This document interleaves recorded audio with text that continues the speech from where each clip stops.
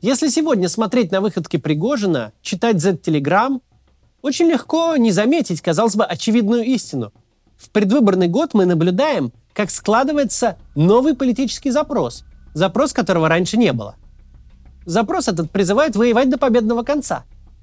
Что на первый взгляд вполне укладывается в канву официальной российской пропаганды и публичной позиции российской власти. Но на самом деле, чем дальше, тем больше ей противоречат и с ней конфликтуют.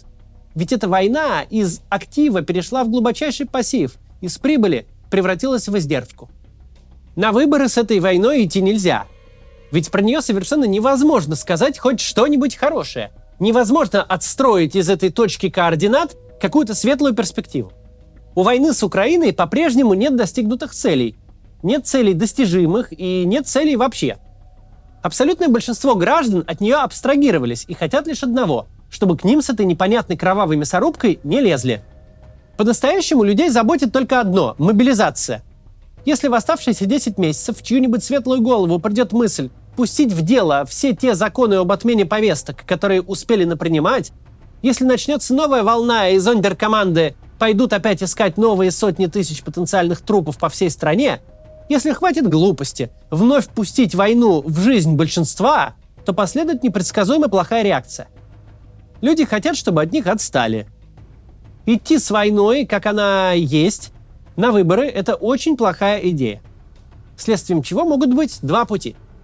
Путь первый – попытаться стабилизировать ситуацию на фронте и вернуться в благословенный 2015. Что-то где-то происходит, какие-то люди понемножку гибнут, но никаких значимых событий, провалов или отступлений нет. Людей никто не тянет за уши на фронт, а фронт движется по одной деревне туда-сюда в месяц. А тема войны станет попросту неинтересной и уйдет из общественного обсуждения сама. Путь второй – вычистить войну из публичного поля. Наступление ВСУ идет успешно, сдали Мелитополь, ушли из Луганска, попали в окружение в Бахмуте. Ну и ладно. Последние новости в дневных новостях окажется абзац такого текста, в котором без бутылки не разберешься. Выиграл или проиграл, в дурака или в покер, 100 рублей или квартиру. Второй вариант – это, по сути, сценарий ковида, как он есть. Вторая волна была в разы страшнее первой, третья превзошла вторую. Морги захлебывались, могильщики делали месячный план за 3 дня, люди умирали прямо в коридорах переполненных больниц. Но если послушать телевизор, пандемия закончилась еще к лету. Да, о смертях сообщали, но в этом телеграфном режиме. Бла-бла, новых случаев столько-то, померло столько-то. Звучало это как прогноз погоды. Первый же путь со стабилизацией фронта предполагает, что российская армия способна выполнять поставленные перед ней задачи и что она вообще существует.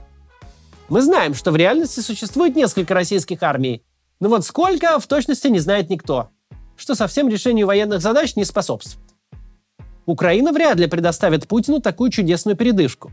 Вряд ли позволит ему благополучно перевалить через выборы и получить непредсказуемые для нее последствия, в виде массовой мобилизации в России, например. Все это совершенно не входит в планы ВСУ. Не нужно быть великим стратегом или политологом, чтобы понимать. Для Украины 2023 и самое начало 2024 года – критическое время. За оставшиеся месяцы ВСУ нужно успеть отодвинуть российскую армию так далеко, как это вообще возможно. Война сама собой не затихнет.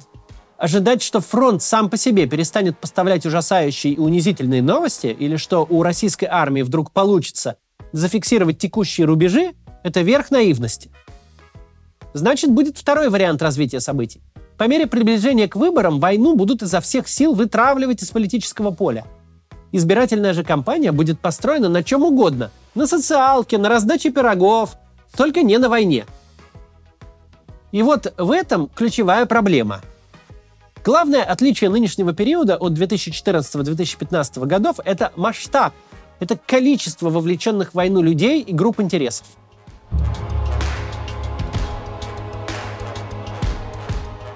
Участники боевых действий на Донбассе середины десятых годов к российскому государству относятся на самом деле гораздо хуже, чем принято думать. Люди, поехавшие воевать за русский мир, считают себя просто кинутыми. Российские власти перевернули жизни огромного количества людей с ног на голову. Как живших на Донбассе, так и переехавших туда со всей России с большой националистической идеей. Идеей войны за русских, за Новороссию. Они хотели построить какую-то отдельную цивилизацию, восстановить порушенную империю. Сейчас об этом всем продолжим. Сначала небольшая реклама. Спасибо, что смотрите. Что вы делаете, если у вас или у вашего ребенка вдруг что-то заболит или появится какая-то непонятная сыпь? Идете гуглить, наверное, и получаете кучу сомнительных рекомендаций со всяких странных сайтов. Понятно, что по-хорошему с такими вопросами надо идти к врачу, но не набегаешься же по каждому мелкому вопросу в поликлинику. Тем более, если вы уехали за границу. Там зачастую совсем другая медицинская система, другой язык. Короче, все сложно. Хорошо, что есть приложение на поправку. Любой медицинский вопрос в нем можно задать не Гуглу, а профессиональному врачу. И получить ответ в течение нескольких минут. Если надо, врач задаст уточняющие вопросы, попросит прислать фотографию или видео. В приложении можно консультироваться по самым разным вопросам. Насчет проблем с пищеварением или с сердцем, попросить расшифровать результаты анализов или скорректировать диету. А если удаленной консультации недостаточно, в приложении можно бесплатно найти врача или нужное обследование, сравнить цены и быстро записаться в клинику в вашем городе. Кстати, на первую онлайн-запись в приложении на поправку дарят кэшбэк в 500 рублей или 1 месяц подписки. С одного устройства можно консультироваться о себе, ребенке, родителях. Это особенно актуально, если вы, например, уехали, а пожилые родственники остались в России. Вам будет поспокойнее, что какие-то медицинские проблемы можно решить дистанционно. Месяц подписки стоит всего 899 рублей. Это дешевле, чем один прием в частной клинике. А с промокодом MAX20 вы получите дополнительные 20% скидки. Ссылка на сервис в описании.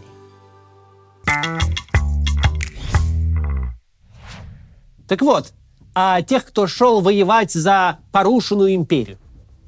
Люди шли воевать на Донбасс по самым разным причинам. Кто-то из них действительно поверил в украинских фашистов и повелся на риторику новой Отечественной войны. Это речь про 14-15 год. Кто-то поехал за легкими деньгами и карьерой. Другие просто хотели поиграть в войнушку. Кто-то и впрямь решил, что здесь творится нечто великое, что они могут приложить руку к созданию нового цветущего мира. Мы прекрасно знаем, что было дальше. В 2015 году власти сообразили, что вместо быстрой и блестящей победы наподобие аннексии Крыма случилась максимально бесславная, грязная, кровавая возня, без целей и побед. Возня эта не приносила им больше никаких политических дивидендов, утомляла и раздражала телезрителей. В какой-то момент проект «Новороссия» был закрыт, а его упоминания были вычищены из публичного поля на долгие годы.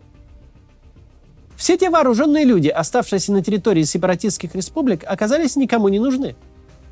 Самые видимые, активные и шумные бойцы и полевые командиры один за другим как-то резко попогибали.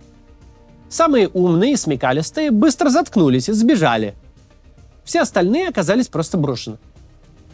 Вместо цветущего русского мира, вместо больших карьер и больших денег, эти люди получили нищие, обезлюдевшие территории, снабжаемые Россией по сугубо остаточному принципу. Им подкидывали какие-то деньги на пенсии и зарплаты бюджетникам, какая-то копеечка перепадала и комбатантам, кто-то воровал на гуманитарной помощи и контрабанде, но в целом те, кто ушел воевать на Донбасс в 14-15 годах, стали лишними людьми для российского государства, о чем оно недвусмысленно дало им понять.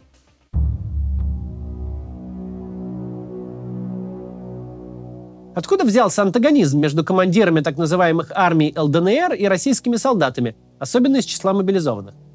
Почему сепаратистские главари кладут российских солдат целыми полками, не считаясь ни с чем? Потому что, говорят они, пока мы тут 8 лет воевали, вы на домашних харчах сидели. Потому что Россия нас на долгие годы бросила, а когда наконец соизволила прийти, не показала выдающихся результатов. Из всей плеяды людей, которые стали для Владимира Путина лишними, живым, публичным и оставшимся на свободе, мы сегодня видим только Игоря Стрелкова-Гиркина. Он выражает настроение довольно большой группы людей, которые наобещали золотых гор, побед и славы, а в итоге годами держали на голодном пайке, периодически вычищая самых борзых. Настроение людей, которые де-факто жили между молотом и наковальней, с одной стороны у них Украина, а с другой Россия, их никто и нигде не ждет, для них везде готова в лучшем случае статья, а может быть и пуля. На самом деле движение «раз не умеете воевать, то чего полезли», партия «Россия кинула своих бойцов» возникли не сегодня. Сепаратисты уже давно поняли, что ими пользовались и выкинули. Однако всех этих прекрасных людей было не так уж и много. Речь шла о тысячах, в худшем случае о десятках тысяч человек. Это мизерное количество для группы, рассеянной по всей стране. Да, были какие-то объединения ветеранов Донбасса, которые тут и там пытались возникать и качать права. Но они тут же становились клиентами местных центров по борьбе с экстремизмом и свой путь оканчивали бесславно.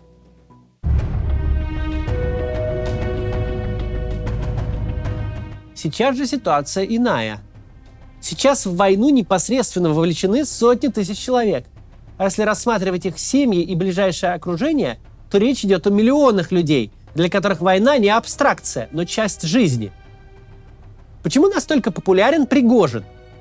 Потому что, хочет того или нет, он выражает настроение всех тех, кто в эту войну вложились жизнью, но понимает, что государство затеяло какую-то совсем другую игру. Что президент пропал с телеэкранов и явно дистанцируется от войны и всех проблем, связанных с ней. Не просто так и он это делает. Люди видят, что пропаганда вещает о другой войне. Видят, что все они оказались на обочине, что государство плевать на них хотело. Если по мере приближения выборов войну начнут изо всех сил выдавливать из публичного поля, если избирательная кампания будет выглядеть так, как мы предположили, то в России довольно неизбежно появится новая политическая партия. Политическая партия не в том смысле, в котором его трактует российский Минюст, а в своем эталонном, как организованная группа людей, представляющая интересы и запросы значительной доли общества. Если формулировать короче, то вот вам политический конфликт ближайших 10 месяцев. С одной стороны будут те, кто делает вид, что ничего не случилось. Москва хорошеет, метро строится, пенсии колосятся, санкции нам нипочем и вообще стабильность стабильна как никогда. С другой стороны будут говорить: у нас войска без снарядов, пополнений нет, мобилизация нужна, мы теряем город за городом, мы попадаем в окружение, мы гибнем каждый день, у нас некомпетентное командование, у нас жизнь ничего не стоит. Мы видим эту конкуренцию уже сейчас. Конкуренцию партии специальной военной операции, которая события на фронте представляет каким-то далеким мероприятием, не имеющим ни малейшего отношения к настоящей жизни и людей. С партией войны, которая понимает, что это дело серьезное, что тут по-настоящему гибнут люди, жизнями которых оплачивается коррупция и некомпетентность. Чем ближе будут выборы, тем меньше в кассу будет вторая партия. Тем менее ко двору будут люди, которые без конца говорят о веревке в доме повешенного, которые мешают забыть о том, что все пошло не по плану, о том, что взятие Киева за 3 дня, 3 недели или 3 месяца, уже не так важно задним числом, обернулось годом боев за райцентр, ставшим символом сопротивления, за Бахмут. Чем ближе будут выборы, тем больше будет востребована нормализация войны, тем меньше в новостях будет военных сводок, тем меньше крови будет капать с клыков оберпропагандистов. Тем сильнее будут пытаться заткнуть каждого, кто попробует сказать, что открытие пешеходного моста во Владимирской области, возможно, не главная новость страны. Но эти люди никуда не денутся. И чем больше их будут пытаться выдавить из общественного обсуждения, тем больше будет расти их ярость.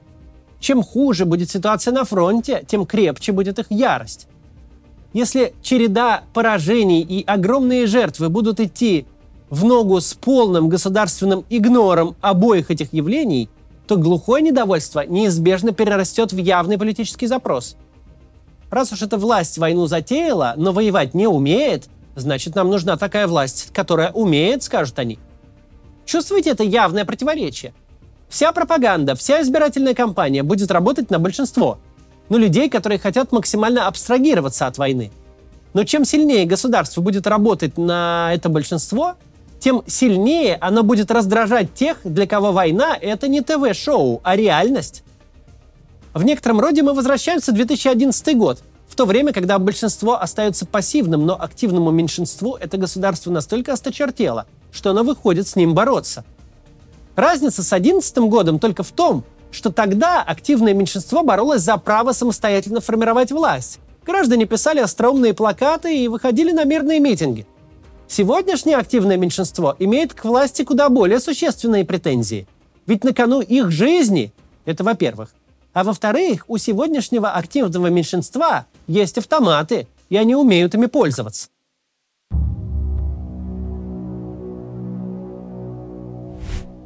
Чем ближе март 2024 года, тем ярче будут себя проявлять все три партии, на которые сегодня поделено российское общество. С первой партией мы давно знакомы. Это партия «Нет войне». Это мы. Партия наша не может свободно реализовывать себя в публичном поле, но это минимум 15% граждан, которые резко против происходящего и проявят свое неприятие, как только им представится шанс. На избирательном участке в том числе. Вторая партия «Отстаньте от нас». Именно на нее будут делать ставку в Кремле, потому что именно она представляет большинство. Для нее будут изо всех сил нормализовывать общественное пространство. А чем больше будут нормализовывать, тем больше будут раздражать третью партию. Партия «Воевать вы не умеете» и вообще вот-вот заключите договорняк, вернете свои виллы, снимете санкции, а нас сбросите в окопах помирать. Вот эта партия прямо сейчас вполне осязаемый общественный игрок. И нам только предстоит узнать, как он себя проявит. Главное заключается в том, что единственный союзник российского режима на этих выборах – это лоялисты. Это люди, которые исключили себя из общественно-политической жизни, кто готов принять любую официальную реальность. Все политически активные люди с обеих сторон баррикад – ее враги. С одной стороны, враги войны как таковой, с другой – того, как она ведется. И никакого способа привлечь на свою сторону обе крайности не существует. До завтра.